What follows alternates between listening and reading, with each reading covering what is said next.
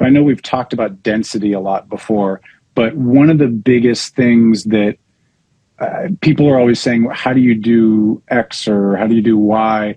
And we always say, well, it's dependent and use your ears. But I think there's a great dichotomy or great contrast, which you're always thinking about in terms of the sonic aspect of making records. It's like the perfect and the like detuned, out of time organic, and how those things add up for one particular sound, how they add up in a mix, which parts do that. I mean, again, like I grew up not pre-auto-tune, but certainly pre-auto-tune being the fundamental of almost all vocals in pop music. Now, obviously, Adele, Billie Eilish, there's a few that don't use auto-tune, and it's one of the reasons their voices pop out so much, but most singers can't achieve that level. So if you're going to have tune on a lot of things, all of a sudden you've taken the element, and literally and figuratively, the human element in one aspect, which is tune, out of the equation. So what do you put back in so that you get the thing we're talking about where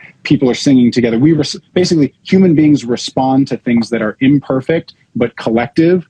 And so how do you get, if your vocals are now going to be perfect and your kick drums are going to be perfect, what's the element that makes it feel warble a little bit? Are you actually detuning your background vocals, which are also tuned so it has some of that chorus effect? Are you tuning some of the vocals less? Are you doing live gang vocals in the background that you're blending in that are not tuned at all because they're all sung together? Are you adding orchestral live instruments to your samples so that they're not as perfect? Are you choosing the detune knob more on your samplers? Are you using RC color? Are you detuning your oscillators? Where those things are is an extremely important part of making modern records. And it keeps changing because the technology keeps changing, because it's making it easier and easier for people to make perfect things.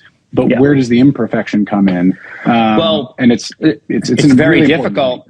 It's actually difficult to use to make a pop record or any sort of record now without using autotune on the vocals, because recording, I mean, people are melodizing their guitars. People are autotuning their guitars on the way in before they hit an amp. I mean, I used to do that too.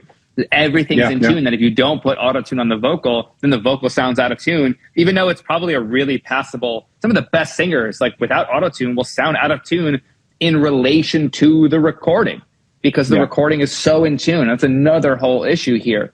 And it's like, well, why do I need auto-tune? Well, everything you're using in the arrangement is perfectly in tune, so you'll sound terrible. And it's not your fault. You're not, like, if you were to sing along to an acoustic guitar, I bet a lot of these artists that are, top 10, top 50 artists, would actually be very believable around a campfire with an acoustic guitar and knock people's socks off and put them in an orchestra hall, a concert hall again with an orchestra, and have them sing on it. I bet they'd be amazing. And then over a synth record made by Disclosure with zero detuning, they got to be tuned.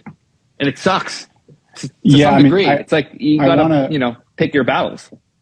Yeah, I want to get into this, but we only have a few minutes left. I want to answer the question. But the idea of equal temperament is a really powerful concept that if people haven't looked into that, it's worth looking into, where, essentially we have traded harmonic perfection for the ability to modulate and play in different keys. And therefore, when you're singing along to like an E major chord and you hit the major third, your voice is naturally going to be a little flat of equal temperament because that sounds better. But if everything is tuned all the time and every instrument is in tune, it makes it more difficult to have a natural sounding voice.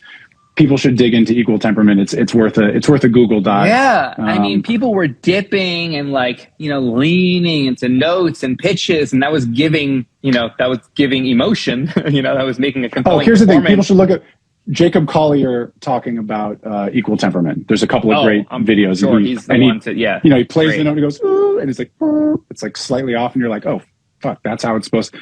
He's a really interesting guy. Thanks for watching. Just a reminder, all of this content is free.